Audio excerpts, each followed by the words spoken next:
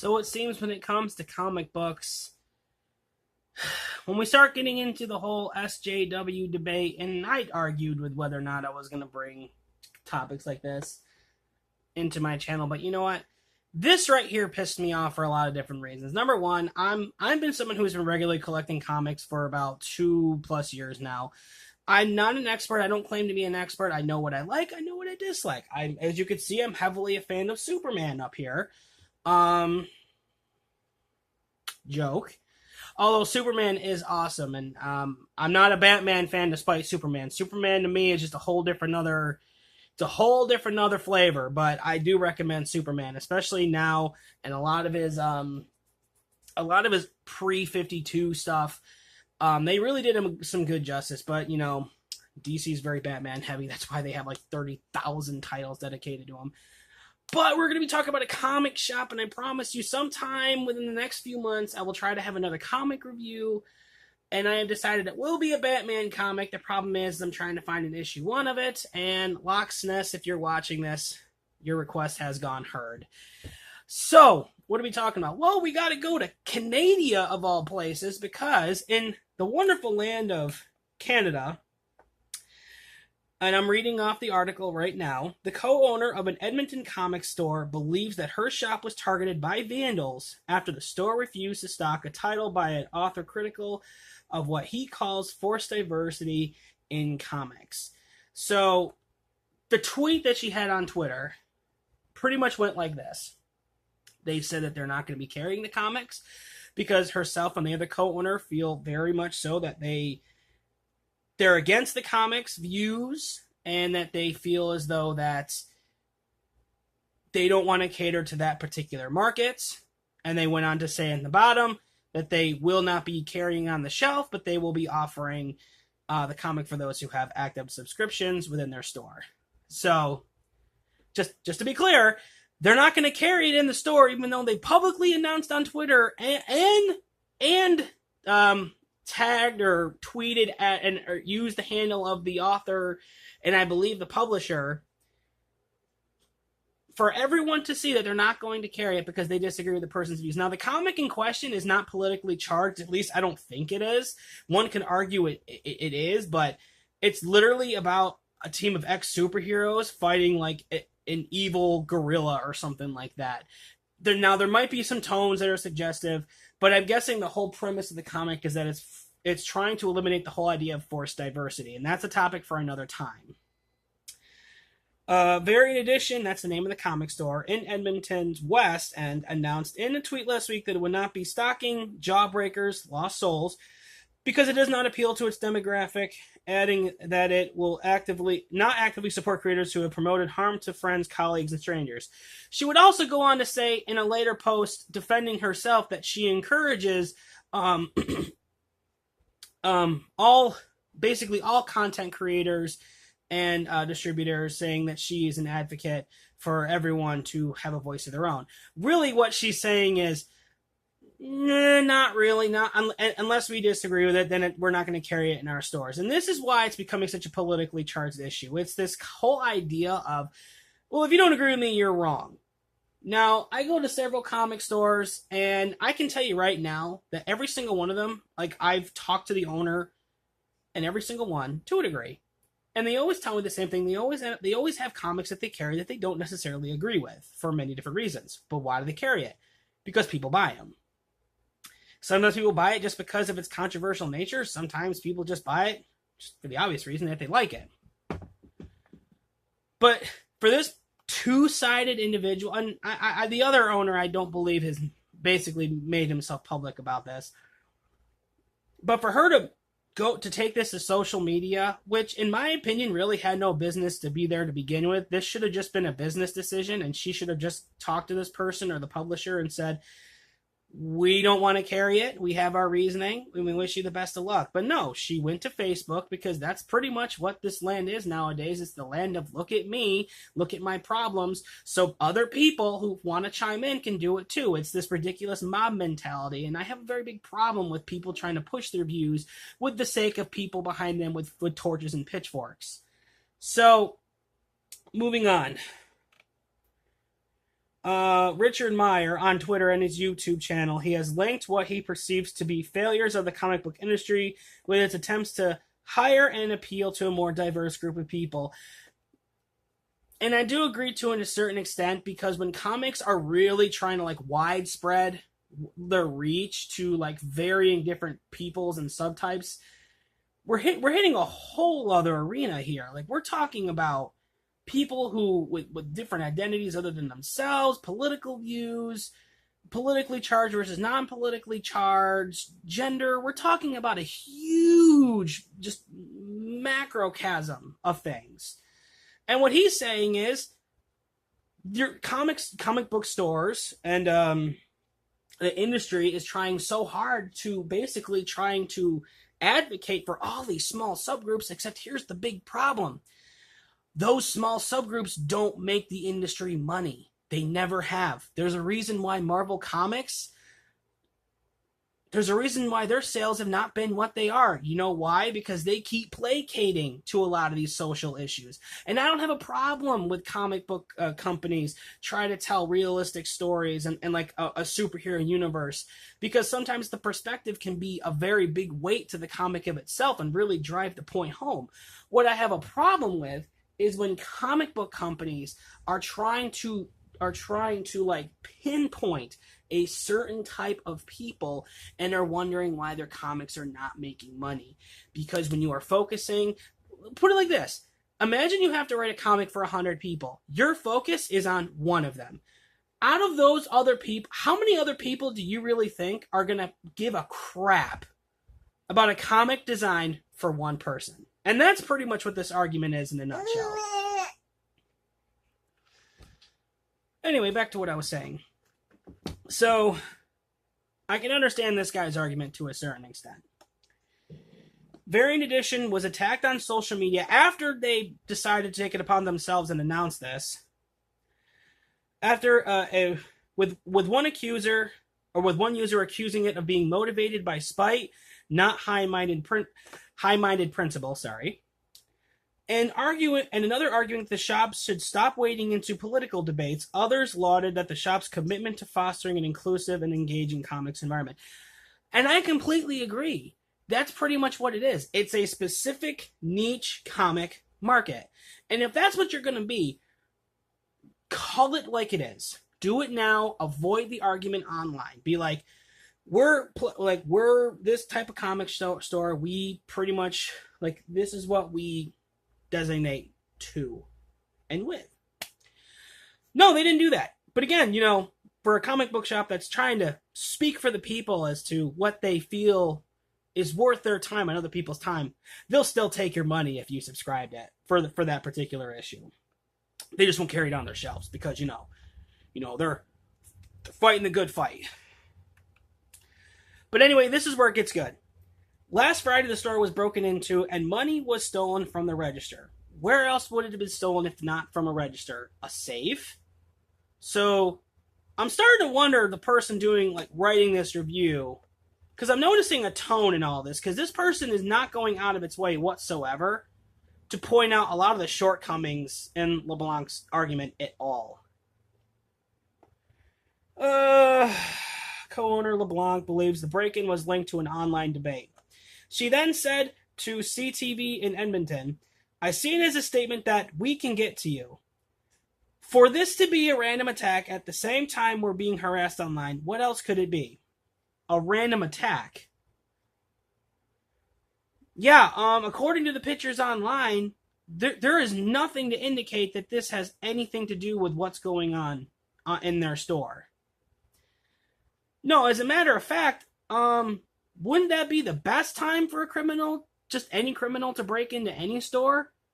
Especially if they're casing the joint, do your homework if you're going to be a criminal.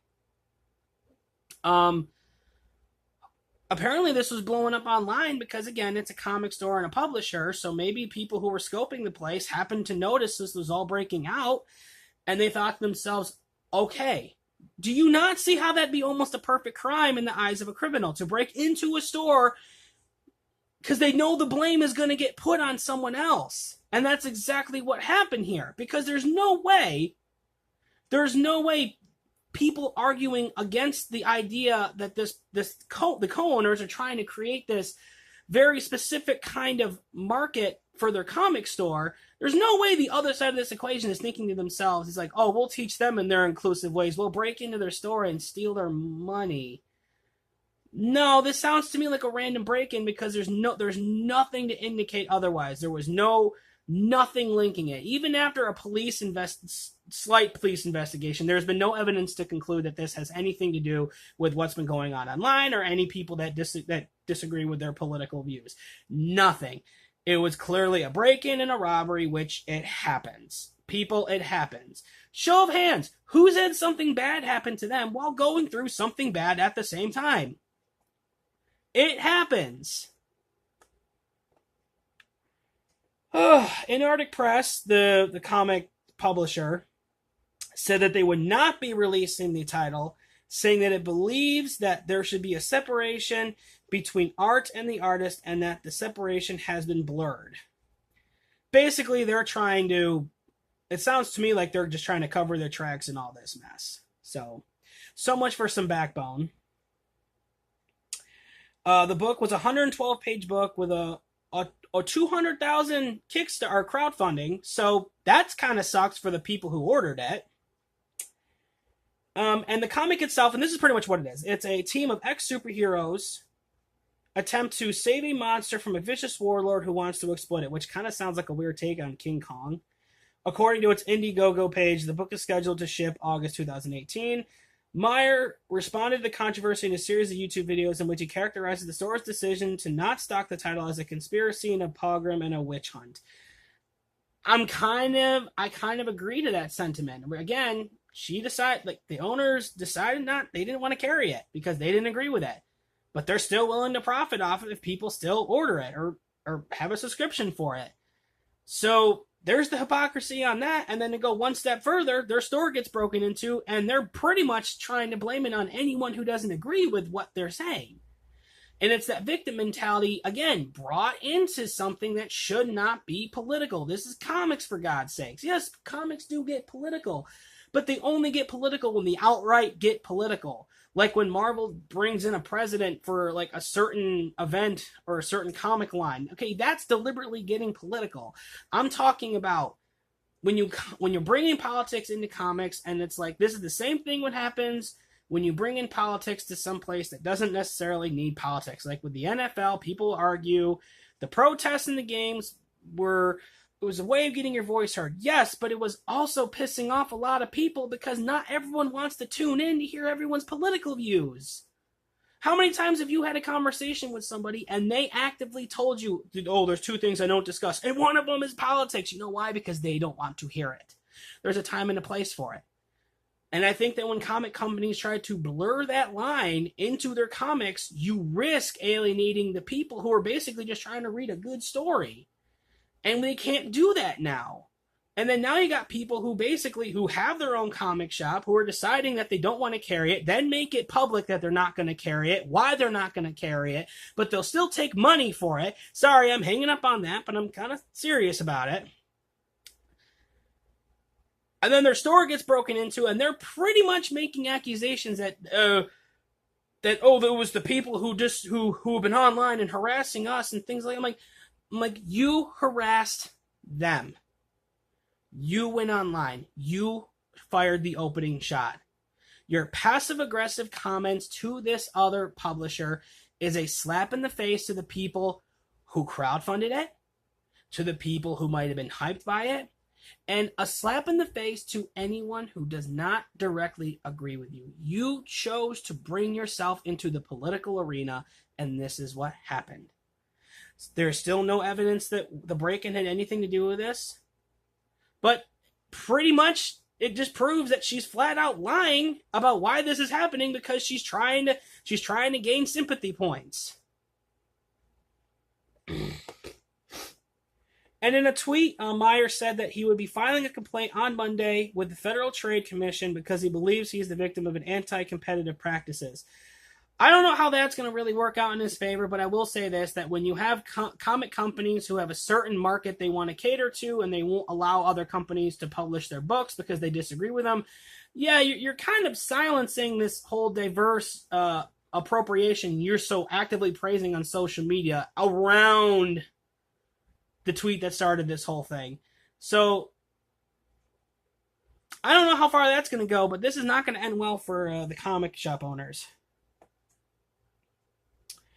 LeBlanc accused Meyer of being motivated by destruction and aggression. Again, why? He didn't retaliate or say anything he shouldn't have said. He said that he's going to do something about it because he feels like he's being targeted.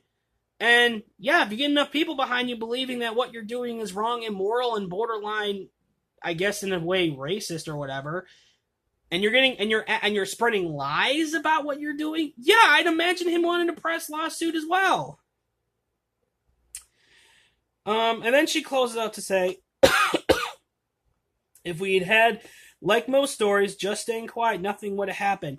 But again, she started this whole thing by going on Twitter. However, I feel like this is a very bad precedent. Silence is never the answer. The article ends with it saying that none of the allegations have been proven in court, but she still went to the press anyway to give her 2 cents on it. So, what does this boil down to? Well, this boils down to a social justice warrior who then took it upon herself to go on social media and basically put a small publisher and the writer on blast because they disagreed with the comic because they think it carried political motifs that they did not agree with. Excuse me. Rather than just contact them discreetly like all business owners do. If they disagree with a product or a price or anything like that, or even if it's a personal reason, they contact them personally because not everything has to be done for everyone to see. Okay? People then disagreed and showed their contempt, showing them like, no, what you're being a hypocrite. Clearly you're being a hypocrite. You advocate that you want to appeal to people and you encourage creativity and diversity, but when it comes to things you don't agree with, you don't want to include it, just what you want to include. And that's the problem. And then there was a break-in, no evidence to suggest it had anything to do with the people who were actively against the co-owners' beliefs in this, or even the Antarctic Press, which it almost sounds like she was flat out accusing. And then the Meyer decided basically like, well, people crowdfunded this book. We have an obligation to them to make it. Then the press company decided they were going to back out. I don't believe it said they're going to be releasing refunds. More than likely they are. And that Meyer said he was going to file a complaint with the FTC because they thinks that they're a victim in all this. And to a certain extent they are. But in the other way, I mean, that's an uphill battle. So this is what I have a problem with. And I'm going to bring it home and call it an end because we're getting lengthy here. When it comes to comics, I've always been under the belief that they should be, first and foremost, escapist fiction. Something that you can kind of retreat inward and enjoy on your own terms. Same thing with a book. You always play out the story in your head. The cool thing is that that story is not the same in every two person's head. It's always done a little bit differently. Comics are the same way. When you start interjecting real-world problems, you run the risk of alienating people who either don't understand or just don't agree. And I think we all have to be an adult enough to understand that when we start getting into that arena, we're taking a lot of risks that offer very little reward. Sometimes publishers can do it really well. Superman did it with Depression. I feel like they did it pretty well. Marvel did it with Immigration, and it's failing miserably, in my honest opinion, because they're basically trying to paint everyone this disgusting picture of fascism, and I really don't approve. And to people who do read these things, who agree or disagree, again, like, I'm just going off of what I've been reading online and what comics in particular I see. And you gotta understand, like, this is the market we've opened ourselves into. Everything is now open to interpretation. When literally it was just about a comic and a story with a good guy and a bad guy, everything now is being dissected into pieces. But when you interject real world issues and social justice issues, that's when you're going to start creating the diverse crowd and then forcibly trying to bring people together by making them feel guilty. And that is where I have a problem. So that's my say on this. I hope for all people included in this situation that everything kind of gets brought to a head the best way possible. And in all honesty, I really do hope the best for this, and hopefully the co-owners learn a valuable lesson, and that is when you start trying to play to a certain group of people and disregard the other people, that's when you're going to start fights. You can't play favorites. This is Homo Bumble, and I'll see you later.